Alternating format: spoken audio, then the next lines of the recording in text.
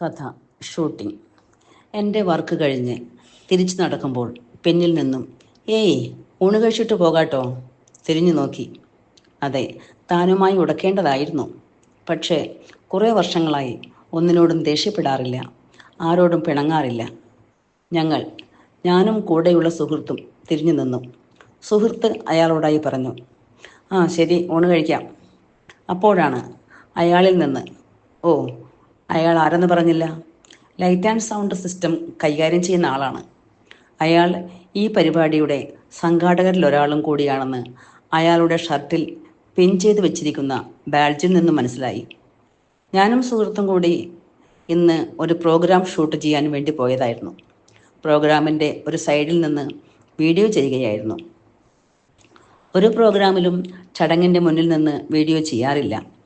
എല്ലാ ഫോട്ടോഗ്രാഫർമാരും സ്റ്റേജിൻ്റെ നേരെ മുന്നിൽ നിന്ന് കാണികൾക്ക് മറയായി ഷൂട്ട് ചെയ്യുമ്പോൾ ഞാൻ ആർക്കും ശല്യമില്ലാതെ, എന്നാൽ എല്ലാ പ്രോഗ്രാമുകളും കവർ ചെയ്യുന്ന രീതിയിൽ ഒരു സൈഡിൽ നിന്നാണ് ഷൂട്ട് ചെയ്യാറ്.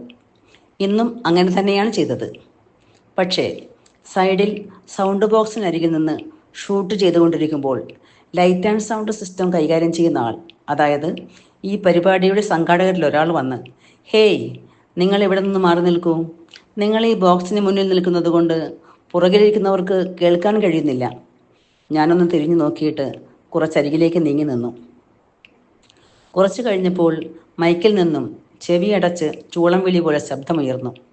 അയാൾ വീണ്ടും എൻ്റെ അരികിലെത്തി.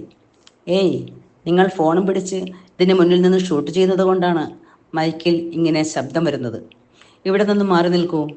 ഇത് കേട്ടതും ദേഷ്യം തിര പോലെ ഉയർന്നെങ്കിലും മനസ്സിനെ ശാന്തമാക്കി.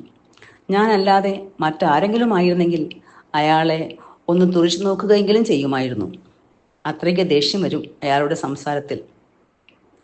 മാധ്യമപ്രവർത്തകനായി ഞാൻ മാത്രമേ ഉണ്ടായിരുന്നുള്ളൂ. എന്നിട്ടാണ് അയാൾ. എന്നിട്ടും എല്ലാം അടക്കി പിടിച്ച് വളരെ ശാന്തമായി പറഞ്ഞു, ഓ അങ്ങനെയോ, എനിക്കറിയില്ലായിരുന്നു കേട്ടോ. സൗണ്ട് ബോക്സിനരികിൽ നിന്ന് ഷൂട്ട് ചെയ്യുമ്പോൾ പുറകിലുള്ളവർക്ക് കേൾക്കാൻ പറ്റില്ലെന്നും ഫോണിൽ ബോക്സിന് മുന്നിൽ നിന്ന് ഷൂട്ട് ചെയ്യുമ്പോൾ മൈക്കിൽ അപശബ്ദമുണ്ടാകുമെന്നും ഇതെനിക്ക് പുതിയ അറിവാണ് കേട്ടോ. ഇത്രയും പറഞ്ഞ് അവിടെ അടുത്ത കണ്ട കസേരയിൽ പോയിരുന്നു. എൻ്റെ സൗമ്യഭാവം കണ്ടിട്ടാകാം അയാൾ പിന്നെ ഒന്നും പറഞ്ഞില്ല. കുറേ കഴിഞ്ഞ് പിന്നെയും മൈക്കിൽ ഉച്ചത്തിലുള്ള ചൂളം വിളി ഉയർന്നു. അപ്പോൾ ഞാൻ അയാളെ ഒന്ന് നോക്കി. അയാളും എന്നെ നോക്കിയിട്ടുണ്ടായിരിക്കും. ഒന്ന് പോയി ചോദിച്ചാലോ, ഇപ്പോൾ എന്താ ശബ്ദമുണ്ടായതെന്ന്? വേണ്ട, എന്തിനു വെറുതെ. മനസ്സിനെ ശാന്തമാക്കി. എല്ലാം കഴിഞ്ഞ് പുറത്തിറങ്ങിയപ്പോഴാണ് അയാൾ ഊണ് കഴിച്ചിട്ട് പോയാൽ മതിയെന്ന് പറഞ്ഞ് വിളിച്ചത്. അപ്പോൾ അയാളുടെ മുഖത്ത് ജാള്യതയായിരുന്നോ, അതോ എനിക്കറിയാത്ത കാര്യം പറഞ്ഞു തന്നു എന്നുള്ള വിചാരത്തിലുള്ള അഹങ്കാരമോ, അതോ അയാൾ പറഞ്ഞ വിഡ്ഢിത്തം ഞാൻ വിശ്വസിച്ചു എന്ന തോന്നലോ? അറിയില്ല.